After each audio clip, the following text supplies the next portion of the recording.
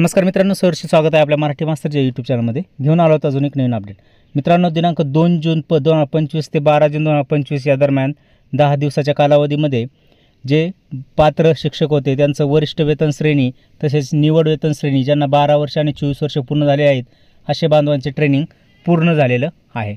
मित्रांनो, हे ट्रेनिंग जे होतं ते पूर्ण उन्हाळी सुट्टीमध्ये गेल्या असल्यामुळे बऱ्याचशा संघटनांनी हे जे दिवस आहेत आपल्या उन्हाळी सुट्टीचे ट्रेनिंगला जे दिवस लागले आहेत तेवढे दिवस आपल्या अर्जित रजेमध्ये मागणी केली होती. तेवढ्या दिवसाची अर्जित रजा मिळावी अशी मागणी होती.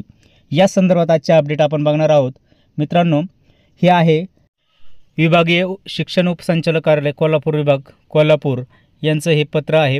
याच्यामध्ये प्रति शिक्षणाधिकारी प्राथमिक माध्यमिक जिल्हा परिषद कोल्हापूर सांगली सातारा रत्नागिरी जे सिंधुदुर्ग हे 5 जिल्ह्यांसाठीचे जे कोल्हापूर विभाग आहे.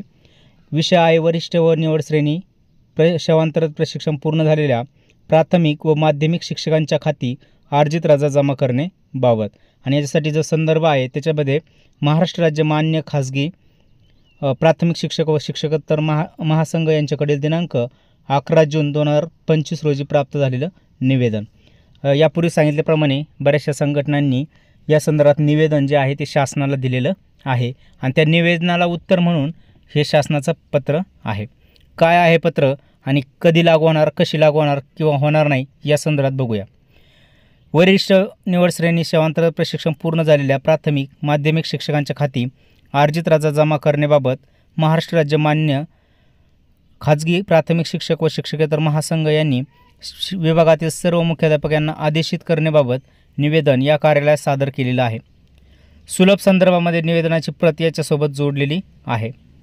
सोबतचे निवेदन अवलोकनी घेऊन नियमानुसार आवश्यक ती कार्यवाही आपल्या स्तरावरून करण्यात यावी अशा सूचना माननीय उपसंचालक यांनी आपल्या जे मान्य शिक्षणाधिकारी आहेत प्राथमिक आणि माध्यमिक कोल्हापूर विभागातील यांना असे सूचित केलेलं आहे. आपल्या स्तरावरून योग्य ती नियमानुसार कार्यवाही करण्यासाठी अवलोकन करण्यासाठी हे पत्र दिलेलं आहे.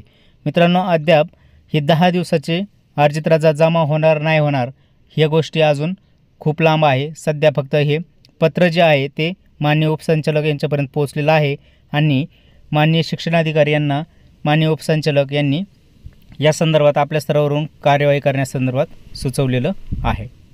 ही होती आजचे अपडेट. व्हिडिओ कसा वाटला तेही कळवा. आवडला असेल तर लाईक, शेअर आणि आपला चॅनल सबस्क्राईब करायला विसरू नका.